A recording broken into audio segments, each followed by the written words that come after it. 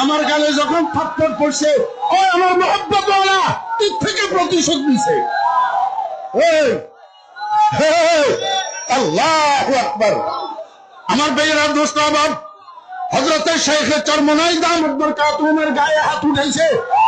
শেখ চরমনাই দামত বরকাতুহুমের গায়ে হাত উঠাইছে। ওই শেখ চরমনাইয়ের মহব্বত করে তার সওয়ালে খোদা প্রতিশোধ নিছে, প্রতিশোধ নিছে। নেই প্রতিশোধ নেই, আর সওয়ালে খোদা প্রতিশোধ নেই।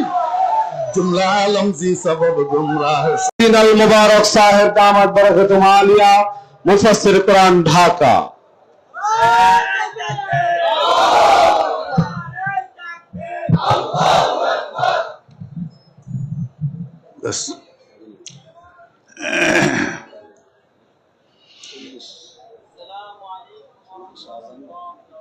अस्सलामु अलैकुम व रहमतुल्लाहि व बरकातुहू।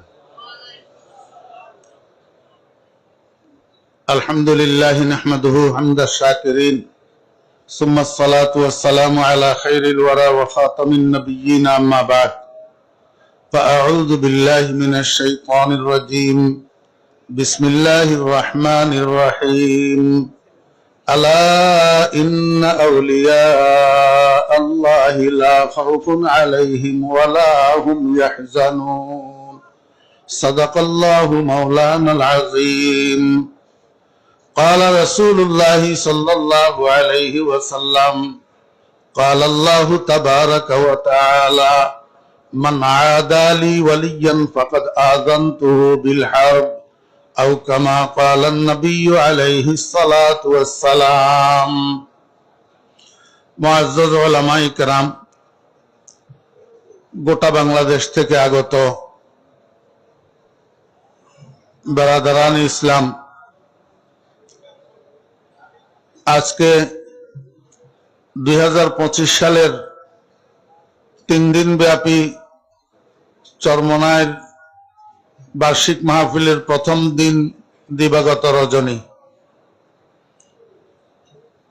আপনারা দেখতেছেন এখানে ওলামায়ে কেরামের সমাগম বেশি, প্রত্যেকের জন্য সময় কম। অতএব একটা কথা বুঝাইয়া বলার মতো সময় নাই। এই জন্য বিষয়ভিত্তিক আলোচনা করা যাবে না। আমি দুটা কথা একটু এই সিটাফাটা কথা বলি। 1 নম্বর কথা হলো, চরমনাই আপনারা কেন আসছেন? শরীয়ত শিখার জন্য জায়গা আরো আছে। শরীয়ত শিখার জন্য চরমনায় আসা লাগে না। চরমনায় আসা লাগে আরেকটা জিনিস আছে, যেটা না হইলে শরীয়ত পালন করা কঠিন হয়। সেই জিনিসটার নাম হলো মারফত। সেই জিনিসটার নাম মারফত। মারফতের দ্বারায় শরীয়ত সহজ হয়।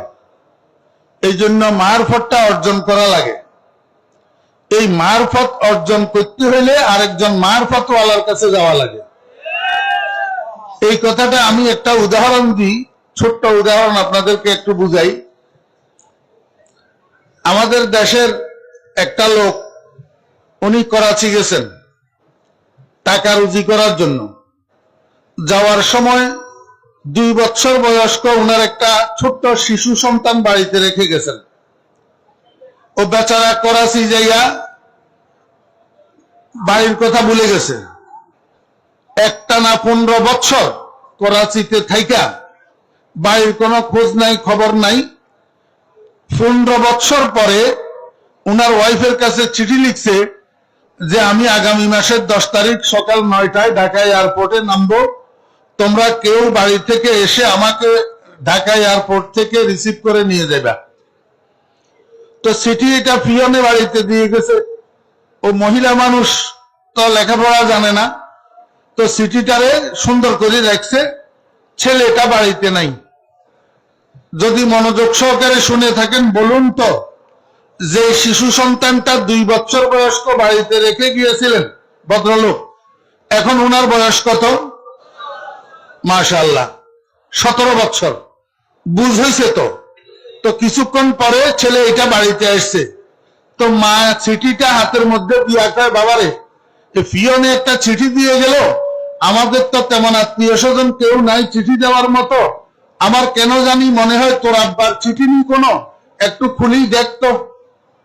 তো ছেলে চিঠি এটা খুলছে, খুলি চিঠি পড়ছে, পড়ি কয়, আম্মা আপনি ঠিকই ধরছেন, আব্বারই তো চিঠি। তো মায় জিজ্ঞাসা করে, এত বছর পরে 15 বছর পরে তোর আব্বার শুভ বুদ্ধির উদয় হলো কেন, কি লিখলো চিঠির ভিতর?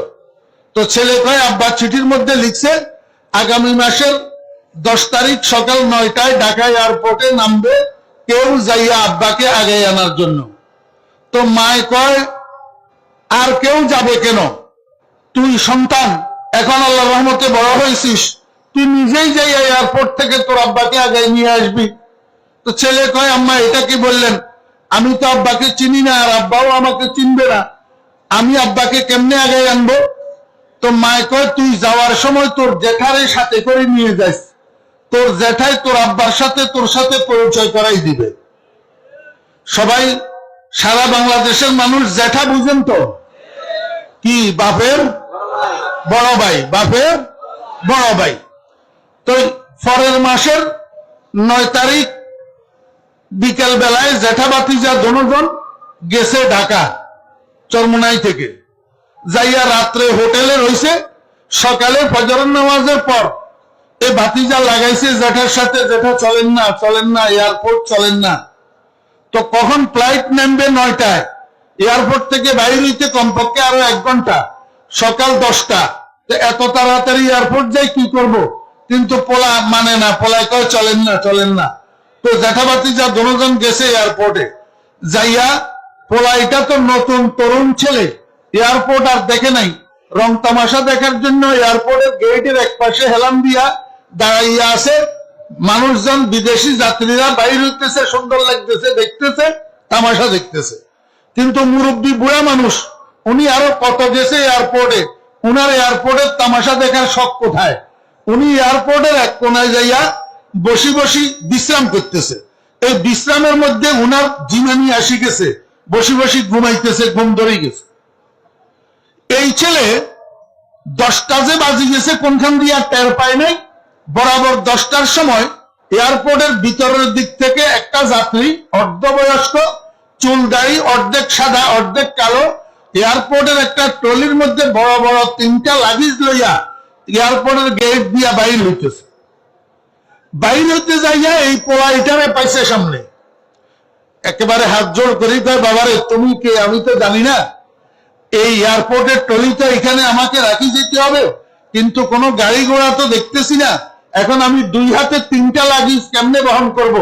ওই সামনে রাস্তা, বড় রাস্তা দেখা যাইতেছে, সেখানে গেলে আমি গাড়ি পাবো, তুমি আমার একটা লাগেজ একটু আলগাইয়া একটু রাস্তা পর্যন্ত পৌঁছাইয়া দাও। সুন্দর করে বলছে, কিন্তু ছেলে কথাটা রক্ষা করার পরিবর্তে এমন ধমক দিছে, ওই বুড়া কে তুমি, আমার কেন তোমার লাগেজ আলগাইতে কইলা? কিছুক্ষণ পরে আমার আব্বা আসবে বিদেশ থেকে, আমার আব্বার লাগেজ বহন করতে 3 কুলি লাগবে, আমি কি কুলি রাখি এয়ারপোর্টে? ও ধমক দিছে যে হট করি, ধমকের চোটে মুরব্বী কোনায় বসে বসে ঘুমাইতেছে, ঘুম ভাঙ্গি লাফাই উঠছে। কি রে, আমার ভাতিজা এটা তো এমনিই বেজাল্লা পোলা, যেখানে যায় সেখানে বেজাল করে, মানুষের সাথে ঝগড়া লাগায়, এয়ারপোর্টের মধ্যে আবার কার সাথে লাগাইলো, মাথারে এমনি করে উঁচু করে দেখে যে মা আমার ভাই না, কে ভাই? এখানে একজন একজনকে চিনে না, কিন্তু মায়ের পেটের ভাই 50 বছর পরে দেখা হইলেও চিনতে অসুবিধা। আমার বেয়েরা দোস্ত আহবাব, দূরের থেকে বাইকে দেখছে, চিনি ফেলছি, বসার থেকে উঠে দিছে দৌড়, সামনাসামনি যখন আসছে কোলাকুলি করছে, কুশল বিনিময় করছে। কুশল বিনিময়ের পর এইবার বড় ভাই আব্দুর রহমান ছোট ভাই আব্দুর রহিমের কয়, ভাই এই যে তোর সামনে একটা তরুণ ছেলে দাঁড়ানো আছে, এটার তুই চিনতে পারিস নাই, এটা তোর কলিজার টুকরা আব্দুল করিম, যেটাকে 2 বছর বয়স্ক তুই বাড়িতে রেখে গিয়েছিলি, এখন তোকে আগাই নেওয়ার জন্য এসছে, তোকে চিনবে না, তুইও চিনবি না, এই জন্য আমি আসছি তোদের মধ্যে পরিচয় করাই দিতে। আমার ভাইয়েরা, দোস্ত আবাব, এবার ভাতিজার দিকে ঘুরছে। ভাতিজার দিকে ঘুরিয়া কয়, ভাতিজা, কাকে দমক দিতেছ তুমি? যে আব্বাকে তুমি আগায় নেওয়ার জন্য আসছো, আমার ছোট ভাই আব্দুর রহিম, এটাই তো তোমার আব্বা, এটাই তো তোমার। এই কথা শোনার সাথে সাথে তরুণ ছেলেটার অন্তরের মধ্যে অনুশোচনার আগুন ধাও করে জ্বলে উঠছে। হাই, কি করলাম! পরিচয় পাইছেনি? এখন পরিচয় পাওয়ার সাথে সাথে আগুন জ্বলে উঠছেনি। আমার ভাইয়েরা, দোস্ত আবাব, এমনি ভাবে আল্লাহ পাকের পরিচয় পাওয়ার পরে মানুষের কলিজার মধ্যে একটা আগুন লাগে। আমার ভাইয়েরা, দোস্ত আবাব, এই আগুনটার কথা বলছেন হাজী আমদাদুল্লাহ মুহাজির মক্কি রহমতুল্লাহ আলাইহি। নই এক আগ মেরে দিল মে লাগি है, अजीब हालत उसकी जलन में शिफा है। ও দুনিয়ার মানুষেরা, দুনিয়ার আগুন মানুষের গায়ে লাগলে মানুষের জ্বালায়, মানুষ কষ্ট পায়, যেখানে লাগে সেখানে জ্বলে। আর আল্লাহ পাকের মারফতের আগুন যখন মানুষের কলিজায় লাগে, যত জ্বালায় তত মজা লাগে। এই জন্য হাজী আমদাদুল্লাহ মুহাজির মক্কি রহমতুল্লাহ আলাইহি কয়, আমার দিলের মধ্যে একটা নতুন আগুন লাগছে। এই আগুনে আমার যত জ্বালায় তত আমার কাছে মজা লাগে। আমার ভাইয়েরা, দোস্ত আবাব, এই কেরোসিনের বাতি দেখছেন নি? কেরোসিনের বাতি, একটার মধ্যে আগুন থাকলে এই একটার আগুন দিয়ে হাজারটা লক্ষটা বাতি জ্বালানো যায় কিনা? আমার ভাইয়েরা, এক জায়গাতে যদি একজনের কলবে আল্লাহ পাকের মারফতের আগুন লাগে, এই আগুন সারা দুনিয়ায় ছড়াইয়া পড়ে। আল্লাহর কুতুব হযরত মাওলানা ইসহাক রহমতুল্লাহ আলাইহির কলবের মধ্যে আল্লাহ পাকের মারফতের আগুন লেগেছিল। উজানির কারি শাহ হুজুর রহমতুল্লাহ আলাইহির কলব থেকে। ও দোস্ত আবাবেরা, দেখতেছেন নি একজনের কলবের আগুনে আজকে কত লক্ষ মানুষের কলবে আগুন জ্বালাইতে আছে। আরে আল্লাহু আকবার!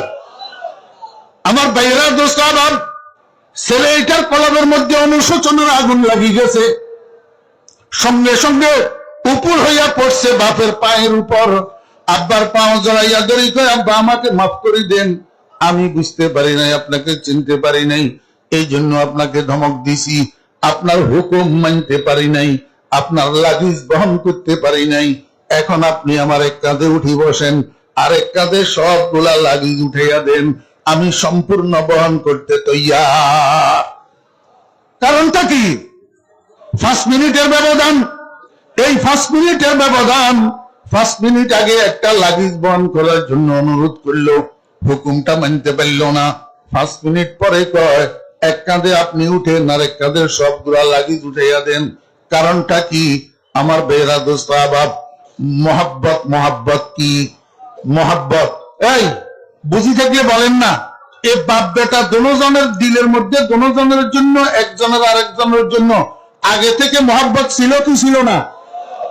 যদি মোহাব্বত না থাকে, আব্বাকে করাচি থেকে টানিয়া ঢাকা এয়ারপোর্টে কিসে নিয়ে আসলো? যদি মোহাব্বত না থাকে, চরমনাই থেকে ছেলে এটাকে টানি ঢাকা এয়ারপোর্টে কিসে নিয়ে গেল? রিশতায়ে দর গর্দনম আফগন্দা দোস্ত নি বরদার যাকে খাতের খায়ুস। দোনোজনের গলার মধ্যে মোহাব্বতের রশি লাগানো আছে। এই রশিয়ে টানি দোনোজনের দুই দিক থেকে এয়ারপোর্টে নিয়ে গেছে। আমার বেরা দোস্ত আবাব, এই লক্ষ লক্ষ মানুষ চরমনাই ময়দানে কেন আজকে? দোস্ত, প্রত্যেকটা মানুষের গলার মধ্যে আল্লাহ পাক মহব্বতের রশি লাগাইছে। এই মহব্বতের রশি দিয়ে টানিয়া সারা বাংলাদেশ থেকে মানুষকে চরমনায় নিয়ে আসছে। একজন মানুষ এখানে নিজের ইচ্ছায় আসতে পারে না। রিশতায়ে দর গর্দনম আফগন্দা দোস্ত, রিশতায়ে দর গর্দনম আফগন্দা দোস্ত মি বরদার যাকে খাতের খায়ুস। আমার ভাইয়েরা, দোস্ত আবাব, বাপ বেটা দুজনের মধ্যে মহব্বত আগের থেকেই আছে, কিন্তু মহব্বতটা বিলুপ্ত হইয়া রয়েছে পরিচয় হারাইয়া ফেলার কারণে। মহব্বতটা বিলুপ্ত হইয়া রয়েছে কিসের কারণে? পরিচয় হারাইয়া ফেলার কারণে। যখন আরেকজন তৃতীয় পক্ষ, জেঠার দ্বারায় হারানো পরিচয়টা উদ্ধার হয়েছে, ওই বিলুপ্ত মহব্বতটা আবার সজাগ হয়ে গেছে। মোহাব্বত যখন সজাগ হয়ে গেছে, হুকুম মানা সহজ হয়ে গেছে। আল্লাহ পাক রব্বুল আলামিন বান্দা, দীর্ঘদিন তোমার সাথে আমার দেখা নাই, দীর্ঘদিন তুমি আমার বিরহ, দীর্ঘদিন তুমি আমার বিচ্ছেদে, এই কারণে তুমি আমার পরিচয় হারাইয়া ফেলছো। এই পরিচয় হারাইয়া ফেলার কারণে তোমার কলবের মধ্যে আমি আল্লাহর যে মহব্বত আছে, এই মহব্বতটা বিলুপ্ত হইয়া রয়েছে। মহব্বত বিলুপ্ত হইয়া থাকার কারণে শেষ রাত্রে উঠি তাহাজ্জুদের নামাজ পড়া তোমার জন্য সহজ হয় না। বান্দা, সব সহজ হইয়া যাবে আরেকজন পরিচয়ওয়ালার পাশ ধরো, আরেকজন পরিচয়ওয়ালার পাশ ধরো। ওই পরিচয়ওয়ালার পাশ ধরি তোমার কলবের মধ্যে আমার পরিচয় অর্জন করো, দেখবা বিলুপ্ত মহব্বত আবার সজাগ হইয়া থাকবে। আর প্রতিদিন শেষ রাত্রে 12 তসবিহ জিকির করতে আর তোমার কষ্ট হবে না। अल्लाह अल्लाह का मजा मुर्शिद के मैखानों में है, अल्लाह अल्लाह का मजा मुर्शिद के मैखाने में है, दोनों आलम की हकीकत उनके पैमाने में है। আমার বেরা দোস্তাবাব, চরমনার ময়দানে কেন এসেছি আমরা? এখানে আল্লাহ পাকের পরিচয়ওয়ালা একজন মানুষ আছে। এই আল্লাহ পাকের পরিচয়টাকে আরবিতে বলে মারফত। আল্লাহ পাকের পরিচয়টাকে আরবিতে কি বলে? মারফত বলে। মারফত শুধু কবরের উপরে বিল্ডিং বানানোর নাম না, মারফত শুধু লাল পতাকা উড়ানোর নাম না, মারফত শুধু খাজা বাবার দরবারের দিকে গরু ঠেলাঠেলি করা না।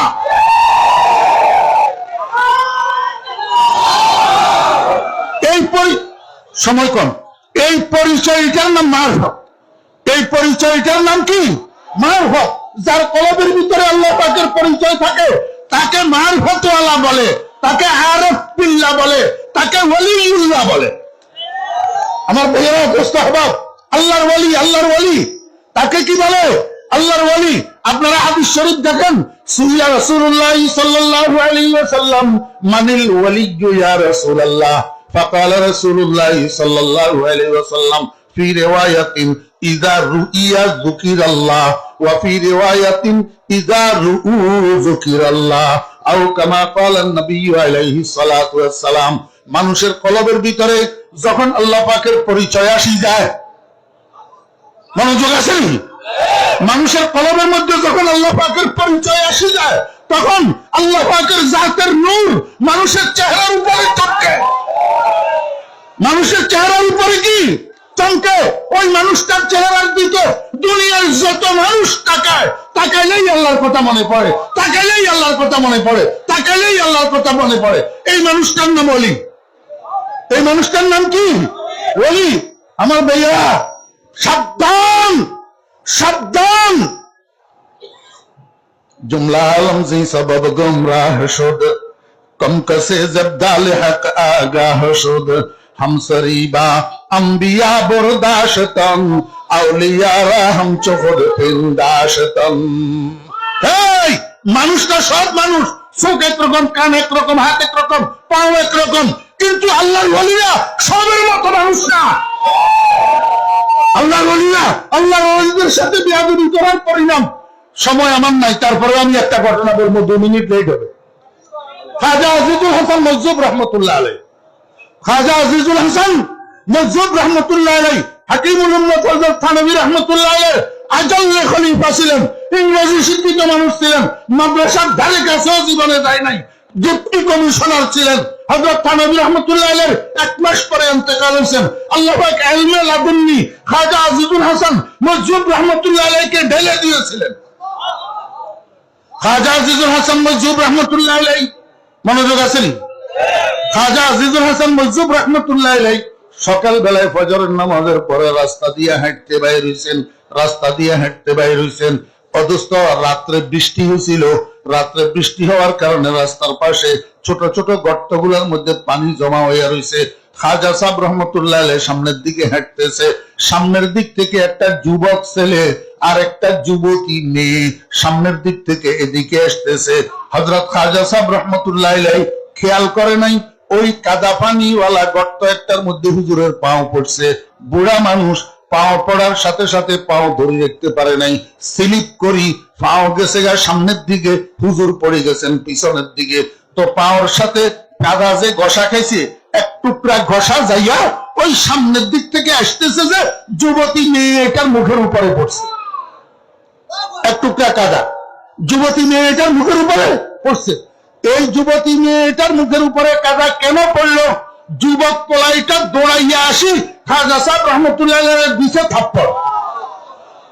আশেপাশে মানুষ আছে, মানুষে দেখছে, মানুষে কয় হাই কি করলো, ফলাই কি করলো, কার গায়ে হাত উঠাইলো, কার গায়ে হাত উঠাইলো, বরবাদ হয়েছে। ও বেয়েরা দোস্ত, আবাব সময় কম, এই জন্য আমি সংক্ষেপে বলে যেতেছি। থাপ্পড় দেওয়ার পরে খাজা সাহেব রহমতুল্লাহ কিচ্ছু বলে নাই, চুপ করি সামনের দিকে হাঁটা শুরু করছে। এই ছেলে মেয়ে দোনোটাও সামনের দিকে হাঁটতেছে। এমনি 20 কদম সামনে যাইয়া পারে নাই, শুকনার মধ্যে পাও দোনোটা পেঁচাইয়া পোলাইটা পড়ে গেছে, পায়ের হাড্ডি ভাঙ্গিয়া 3 টুকরা হয়েছে, 3 টুকরা। মানুষ দৌড়াইয়া আসছে চতুর্দিক থেকে, কি হয়েছে কি হয়েছে? এখন তো হাউ মাউ চিৎকার করে, ও মা রে, ও বাপ রে, কি হয়েছে? কয় আমার পাওটা ভাঙ্গি গেছে। মানুষে কয় তোর পাও ভাঙবে না তো কি ভাঙবে? গায়ে হাত উড়েছ, তাড়াতাড়ি যাইয়া মাপছা, না হলে জীবন যাবে। এখন উজানের কারি ইব্রাহিম সাহেব রহমতুল্লাহ আলাইহির দৌড় পাও ভাঙ্গি গেছে, আমি তো হাঁটতে পারতেছি না। তো মানুষে বলে আলগাই উঠাই। মাগরিব পরবর্তী অধিবেশনে এখন মূল্যবান নসিহত পেশ করবেন। যাইয়া কর হুজুর পোলাটারে মাফ করে দেন, বুঝে নাই। পোলা এটা নিজেও কইতেছে হুজুর আমার মাফ করে দেন, আমি বুঝি নাই। খাজা আজিজুল হাসান রহমাতুল্লাহ আলাইহি বাবারে বুঝো স্যার না বুঝো, আমার হাতে তো কিছু নাই। তুই যাকে মহব্বত করস, এই মনোযোগ, তুই যারে মহব্বত করস তার গালে একটু কাদা পড়ছে, তুই আমার থেকে প্রতিশোধ নিছ। আমার একজনে মহব্বত করে, আমার গালে যখন থাপ্পড় পড়ছে, ও আমার মহব্বত ওরা তুই থেকে প্রতিশোধ নিছে। ওই আল্লাহু আকবার। আমার বেয়েরা দোস্ত আবাব, হযরতে শাইখে চরমনাই দামত বরকাতুহুমের গায়ে হাত উঠাইছে। শাইখে চরমনাই দামত বরকাতুহুমের গায়ে হাত উঠাইছে। ওই শাইখে চরমনাইয়ে মহব্বত করে তার সওয়ালে খোদা প্রতিশোধ নিছে, প্রতিশোধ নিছে। নেই প্রতিশোধ নেই, আর সওয়ালে খোদা প্রতিশোধ নেই। जुमला आलम जी सबब गुमराह शोद, जुमला आलम जी सबब गुमराह शोद, पमक से जब डाल हक आगाह शोद, हम सरीबा अंबिया बरदाशतन, औलियारा हम चुखद तीनदाशतन। আমার ভাইয়েরা দোস্ত আবাব, এই লক্ষ লক্ষ মানুষ বাংলাদেশ, সারা বাংলাদেশ থেকে এখানে আসছেন কি জন্য? শুধু এই কথাটা খেয়াল করবেন, আমরা হযরতে পীর সাহেব দামত বরকাতুহুম, চরমনাই পীর সাহেব দামত বরকাতুহুম থেকে আল্লাহ পাকের পরিচয়, আল্লাহ পাকের মারফতটা যেভাবে অর্জন করতে পারি, আল্লাহ পাক আমাদেরকে সফল করেন। ওয়া আখিরু দাওয়ানা আনিল হামদুলিল্লাহি রাব্বিল আলামিন। আসসালামু আলাইকুম ওয়া রাহমাতুল্লাহি ওয়া বারাকাতুহু।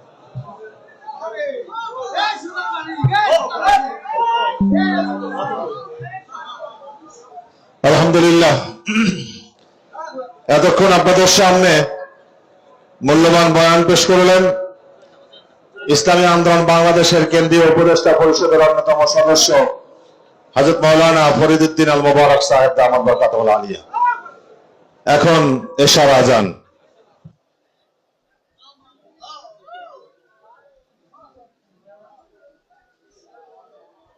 Allah